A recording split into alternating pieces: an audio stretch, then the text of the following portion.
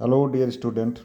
आइए आज हम लोग इतिहास विषय यूपी बोर्ड के कक्षा 12 का सलेबस में हम लोग चौथा अध्याय है विचारक, विश्वास और इमारतें और सांस्कृतिक विकास, जो कि 600 ईसा पूर्व से 600 ईस्वी तक समाहित है। तो आइए इस टॉपिक को हम लोग शुरू करते हैं। विचारक वह होता है जो कोई विचार सिद्धांत प्रस्तुत करता है। विश्वास जिसमें कोई भी व्यक्ति विश्वास करता है, आस्था रखता है। और इमारतें जो भवन इत्यादि मंदिर बनाए जाते हैं वो इमारतों में गिने जाते हैं। जैसा कि हम लोग जानते हैं कि हमारे देश में विकसित सभ्यताओं में सबसे पहली सभ्यता सिंधु नदी घाटी सभ्यता हम लोग पढ़े हैं। उसके बाद क्रमानुसार जो सभ्यता विकसित हुई उसे हम लोग कहते हैं वैदिक सभ्यता। वैदिक सभ्यता का मूल आधार वेद है और वेद जो रचयिता है उनका नाम आर्य है। आर्य का अर्थ होता है श्रेष्ठ या कुलीन। तो श्रेष्ठ या कुलीन लोगों ने जिस सभ्यता को प्रचारित किया, विस्तारित किया, विकसित किया उसे वैदिक सभ्यता कहा जाता है। और वेद 4 हैं। वेदों को हम लोग संहिता के नाम से जानते हैं। अब वैदिक काल में जो विचार थे ईश्वर के प्रति आस्था, वह हम लोग जो है 2 भागों में बांटते हैं वैदिक काल को। और वैदिक काल का जो समय है वो 1500 ईसा पूर्व से 500 ईसा पूर्व तक है। तो इसमें 2 भाग बांटते हैं। पहला है ऋग्वैदिक काल जो कि 1500 ईसा पूर्व से 1000 ईसा पूर्व तक विकसित है। इसका मुख्य आधार है ऋग्वेद। ऋग्वेद किसी एक वर्ष एक व्यक्ति द्वारा रचित ग्रंथ नहीं है, बल्कि कई ऋषियों मनीषियों जिसमें स्त्री पुरुष शामिल हैं, सभी ने मिलकर के रचना किया है ऋग्वेद का। और जो 500 वर्षों तक रचना कार्य इसका चला। इसमें ऋग में ऋत है जिसका नाम है प्राकृतिक और प्रकृति और नैतिक सत्ता में विश्वास। ऋग जो है ऋचाओं से संग्रहित है, अर्थात मंत्रों से संग्रहित है, पद्य में लिखा गया है। तो ये ऋग्वैदिक काल है। ऋग्वैदिक के काल के जस्ट बाद 1000 ईसा पूर्व से 500 ईसा पूर्व तक उत्तर वैदिक काल माना जाता है। इसमें जो रचनाएं हुई हैं वो है यजुर्वेद, सामवेद, अथर्ववेद। अथर्ववेद के बाद ब्राह्मण ग्रंथ रचे गए, आर्य ग्रंथ रचे गए, उपनिषद जिनकी संख्या 108 है। कितनी है? 108 संख्या उपनिषदों की है। इसके अलावा पुराण भी लिखे गए हैं जिनकी संख्या 18 है। पुराण भी लिखे गए हैं। और इसी के बाद जो है उपनिषदों में जो है सबसे महत्वपूर्ण उपनिषद है बृहदारण्य और छांदोग्य, मुंडक और मांडुक्य। वैदिक काल को हम लोग जो जो भी है उसमें रचनाएं हुई हैं, विचारकों के द्वारा विचार दिए गए हैं, उसे हम लोग 4 भाग में बांटते हैं। पहला है संहिता जिसमें 4 वेद संग्रहित हैं। दूसरा है ब्राह्मण ग्रंथ जिसमें यज्ञ संबंधी क्रिया विधान दिए गए हैं। तीसरा आर्यक जो ऋषि मुनियों की आचार संहिता और नियम व्यवहार दिए गए हैं।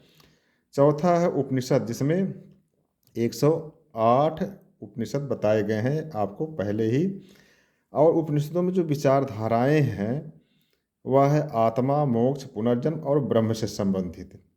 यहाँ पर जो अवधारणाएं जन्म ली वही आगे चल करके भारत में दर्शनों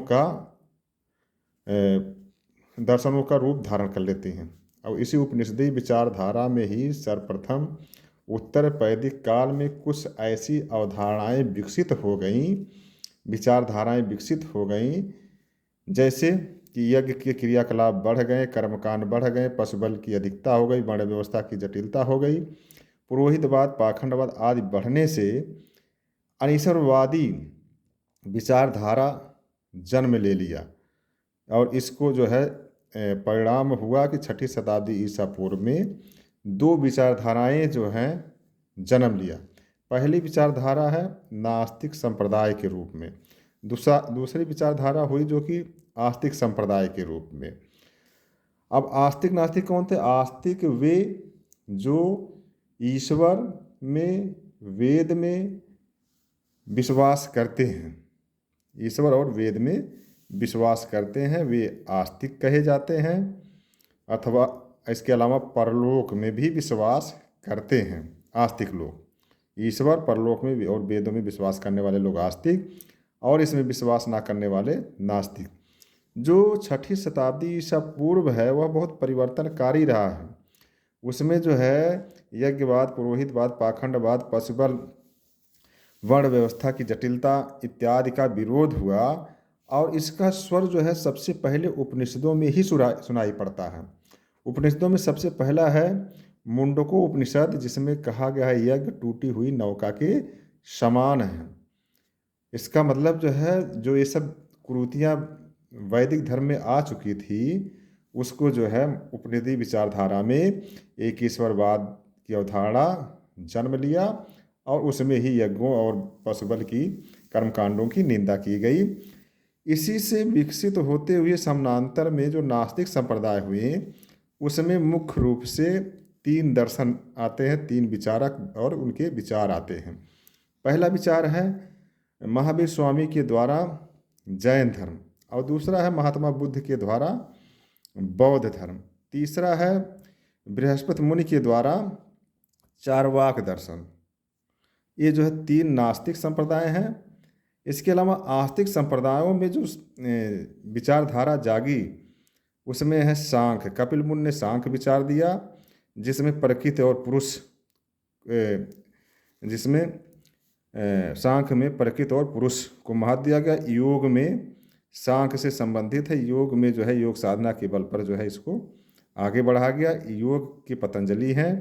इसी प्रकार से न्याय दर्शन गौतम मुनि ने इसको, अच्छपाद गौतम मुनि ने इसको स्थापित किया न्याय को। इसमें जो है तर्क और बुद्धि का सहारा लिया गया। वैशेषिक में तत्ववाद को महत्व दिया गया, और इसको स्थापित करने वाले कणाद मुनि हैं वैशेषिक को। और मीमांसा धर्म जैमिनी, वेदांत दर्शन वादरायण हैं। तो ये जो है 6 खट दर्शन हिंदू धर्म या दर्शन में आते हैं। यही से जो है जो वैदिक धर्म है उसे हिंदू धर्म कहा जाने लगा। जो वैदिक धर्म पहले था वह अब हिंदू धर्म हो गया। इसे खट दर्शन भी कहा जाता है। इसी से सनातनी विचारधारा भी कहा जाता है। तो यही सनातनी विचारधारा आगे चल करके हिंदू धर्म, सनातन धर्म के रूप में जानी गई।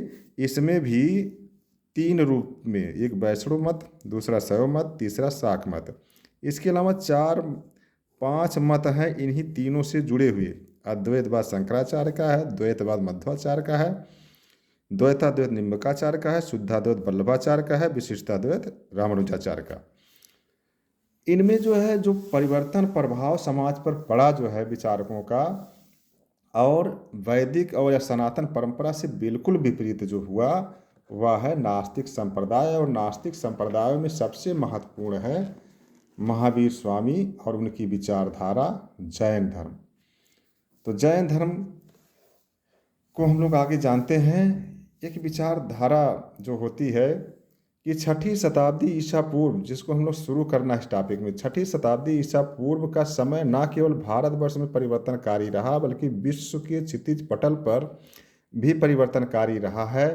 भारत में जहाँ वैदिक धर्म में व्याद, पाखंडवाद, पुरोहितवाद, यज्ञवाद, पशु बलि, नर बलि, वर्ण व्यवस्था में जटिलता आदि के कारण नास्तिक संप्रदायों और विचारकों का प्रादुर्भाव हुआ था, ठीक उसी प्रकार से यूनान में सुकरात, पाइथागोरस, फारस में जरथुस्त्र और चीन में कन्फ्यूशियस, ताओ का प्रादुर्भाव हुआ है। प्रिय छात्र, इस को आप जो है मान लीजिए कहीं भी लिख रहे हैं मुख्य रूप से इस परिवर्तनकारी विचार समय में, तो इसको आप जो है प्रस्तावना के रूप में लिखेंगे, बहुत ही बेहतर होगा। अब इस जो है भारत में उदित नास्तिक संप्रदायों में जैन धर्म के महावीर स्वामी, बौद्ध धर्म के महात्मा बुद्ध और चारवाकी बृहस्पति मुनि, जिसे लोकायत और भौतिकवादी भी कहा जाता है, लोकायत और भौतिकवादी। इसी के समानांतर कुछ और अनीश्वरवादी हुए, जैसे आजीवक संप्रदाय या नियतवादी या कर्मवादी था। इसकी स्थापना मक्खली गोसाल ने किया था। आजीवक संप्रदाय की स्थापना मक्खली गोसाल ने किया था। इसी प्रकार एक विचारक हुए अजीत केम्स कंबली, ये भौतिकवादी उच्छेदवादी विचारक हुए हैं। और महात्मा बुद्ध महावीर स्वामी के समय समानांतर पूर्ण कश्यप, अक्रियवादी, पकुत कच्छायन परमाणुवादी, संजय बेलठिपुत्र और ऐसे ही और भी विचारक हुए हैं। तो आइए हम लोग जानते हैं जैन धर्म के बारे में। तो जैन धर्म के जो प्राचीनता है वो वैदिक काल तक पहुंच जाती है, क्योंकि इसके पहले तीर्थंकर जो थे उनका नाम है ऋषभनाथ अथवा आदिनाथ। इस धर्म के प्रवर्तक माने जाते हैं। इनका वर्णन ऋग्वेद में मिलता है। इन्हें आदि नाम से भी जाना जाता है। इस धर्म के 24वें तीर्थंकर हुए हैं। एक नहीं 24 तीर्थंकर हुए हैं। तो 24वें तीर्थंकर हुए हैं महावीर स्वामी। इनके बचपन का नाम क्या था? वर्धमान। इन्हें जैन धर्म का वास्तविक संस्थापक माना जाता है। महावीर स्वामी का जन्म 599 ईसा पूर्व में अधिकांश ग्रंथों में मिलता है, लेकिन कुछ स्रोतों में 540 मिलता है, लेकिन अधिकांश स्रोतों में 599 ईसा पूर्व समय माना जाता है महावीर स्वामी के जन्म का वर्ष, और कहीं कहीं 540 मिलता है। अब विकल्प में जैसा आए प्रिय छात्र वैसा आप उत्तर दीजिए, दोनों याद रखना पड़ेगा, लेकिन ज़्यादातर यही पूछा जाता है 599 ईसा पूर्व। कहीं कहीं 540 आ जाता है तो इसको भी सही मान लीजिएगा, तब 599 नहीं आएगा। जब 540 आएगा तो 599 नहीं आएगा, दोनों आएगा तो 599 सही माना जाएगा। महावीर स्वामी का जन्म 599 ईसा पूर्व में वैशाली के निकट कुंडग्राम में हुआ था। कहाँ हुआ था? कुंडग्राम। और यह वज्र संघ के ज्ञात्रिक क्षत्रिय वंशी सिद्धार्थ थे, इन्हीं के घर पर हुआ था। अर्थात महावीर स्वामी के पिता का नाम क्या था? सिद्धार्थ। इनकी माता का नाम तिरसला था, जो लिच्छवी शासक चेटक की बहन थी। महावीर स्वामी का विवाह बड़े होने पर कुंडीय गोत्र के राजा समरवती की कन्या यशोदा से हुआ था। इनके विवाह के कुछ वर्ष बाद इन्हें एक पुत्री प्राप्त हुई जिसका नाम प्रियदर्शना या अरोज्जा था। इनका अरोज्जा प्रियदर्शना का विवाह जमाली नामक एक व्यक्ति से हुआ, और यही जमाल जो है महावीर स्वामी का प्रथम शिष्य भी हुआ, और सबसे पहले यही विरोध भी किया था महावीर स्वामी का। तो प्रिय छात्र, जमाली महावीर स्वामी के दामाद थे और पुत्री प्रियदर्शना के पति, और यही पहले अनुयायी भी बने जैन धर्म के, शिष्य भी बने महावीर स्वामी के, और सबसे पहले विरोधी भी। बताया जाता है जैन अनुश्रुतियों के अनुसार कि महावीर स्वामी ने 30 वर्ष की आयु में अपने भाई नंदिवर्धन की आज्ञा लेकर संन्यास ग्रहण कर लिया, और 12 वर्ष तक तपस्या करते रहे, इधर उधर भटकते रहे, विभिन्न समकालीन आचार्यों से मुलाकात भी किया, उनसे ज्ञान लिया, और तत्पश्चात जिम्भिक ग्राम में ऋजपालिका की नदी के तट पर साल वृक्ष के नीचे, किस वृक्ष के नीचे? साल वृक्ष के नीचे महावीर स्वामी को ज्ञान प्राप्त हुआ। ज्ञान प्राप्ति के बाद महावीर स्वामी राजगिरी के निकट बितुलाचल पहाड़ी, कहीं कहीं विपुंजल पहाड़ी मिलता है। बितुलाचल पहाड़ी या विपुंजल पहाड़ी से बहने वाली वाराकर नदी के तट पर प्रथम उपदेश दिया। किसे दिया था? जमाली नामक व्यक्ति को, जो आगे चल कर के महावीर स्वामी का दामाद भी बना। अब विशेष बातें यह है कि अद्भुत पराक्रम दिखाने के कारण महावीर पड़ गया नाम। वर्धमान बचपन का नाम था, वर्धमान का नाम क्या पड़ गया? महावीर। अद्भुत पराक्रम दिखाने के कारण तपस्या में अपनी इंद्रियों को जीतने के कारण जिन कहे गए महावीर स्वामी या वर्धमान, सांसारिक बंधनों से मुक्ति के कारण निर्ग्रंथ कहे गए, और परम पूजनीय होने के कारण अरहत कहे गए। इसी जिन इंद्रियों को जीत लिया था, जिन कहे गए, जिन से ही इनकी विचारधारा का नाम क्या पड़ा? जैन धर्म। क्या पड़ा? जैन धर्म। देश देशांतर तक महावीर स्वामी अपने विचारों का प्रचार करते रहे और 72 वर्ष की आयु में 527 ईसा पूर्व, 72 वर्ष की आयु में 599 से 72 घटाएंगे तो 527 ईसा पूर्व आएगा। और यदि 540 मान रहे हैं या विद्वानों का मत मान रहे हैं, जो इंटरमीडिएट किताब में कुछ किताबों में दिया है, तो उसके अनुसार 540 में 72 घटाएंगे 468 ईसा पूर्व आएगा। लेकिन हम लोग जो बड़ी किताबों में BA वगैरह या MA वगैरह में पढ़े हैं तो 527 ही आया है और ज़्यादातर यही मान्य होता है। लेकिन चूँकि अब 540 दिया है इंटरमीडिएट यूपी बोर्ड किताब में, तो 468 ईसा पूर्व में इन्हें जो है निर्वाण प्राप्त हुआ या मृत्यु हुई सत्यपाल नामक एक मल्ल गणराज के सरदार के महल में, पावापुरी जो आज का पडरौना है, वहाँ पे इनकी मृत्यु हुई या इन्हें निर्वाण की प्राप्ति हुई। अब आदिनाथ जो पहले तीर्थंकर थे और महावीर स्वामी जो 24वें तीर्थंकर थे, इनके मध्य 22 तीर्थंकर और आते हैं। अब 22 तीर्थंकरों के नाम क्रमशः है। पहले तीर्थंकर आदिनाथ हुए, दूसरे हुए अजितनाथ, तीसरे शंभोनाथ, चौथे जो है अभिनंदन नाथ, पाँचवें सुमतिनाथ, छठवें पद्म प्रभु, सातवें सुपार्श्वनाथ, आठवें चंद्र प्रभु, नौवें सुविधिनाथ, दसवें पुष्पदत्त, 11वें शीतलनाथ, 12वें श्रेयांशनाथ, 13वें वसुपूज, 14वें विमलनाथ, 15वें अनंतनाथ, 16वें धर्मनाथ, 17वें कुंथुनाथ, 18वें अरिनाथ, 19वें मल्लिनाथ, 20वें मुनि सुव्रतनाथ और 21वें नेमिनाथ, 22वें अरिष्टनेम, 23वें पार्श्वनाथ और 24वें महावीर स्वामी। अब कुछ विशेष बातें हैं जैन धर्म संबंधी कि दूसरे तीर्थंकर जो अजितनाथ हैं, इनका उल्लेख कहाँ मिलता है? यजुर्वेद में। 23वें तीर्थंकर पार्श्वनाथ का जन्म काशी के राजा अश्वसेन के यहाँ लगभग 850 ईसा पूर्व में हुआ था। इन्होंने चातुर्यान की शिक्षा दिया था। इसी चातुर्यान में एक यान महावीर स्वामी ने जोड़ा और वह यान हो गया पंचयान। 19वें तीर्थंकर है मल्लिनाथ। श्वेतांबर संप्रदाय के अनुसार मल्लिनाथ महिला सन्यासी थे, लेकिन दिगंबर संप्रदाय कहता है मल्लिनाथ एक पुरुष सन्यासी थे। अब सभी तीर्थंकर पुरुष और क्षत्रिय वर्ण से संबंधित, यह भी एक विशेष बात है इस धर्म से।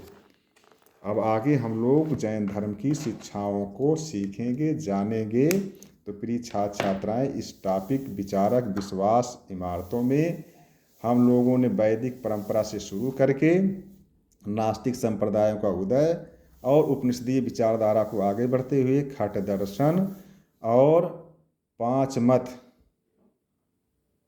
को देखा और जैन धर्म 24 तीर्थंकरों और महावीर स्वामी का जीवन परिचय हम लोगों ने पढ़ा। आगे हम जैन धर्म की शिक्षाओं को पढ़ेंगे, सीखेंगे। तो प्रिय छात्र छात्राएँ, वीडियो को लाइक करें, शेयर करें, कमेंट करें। बहुत बहुत धन्यवाद।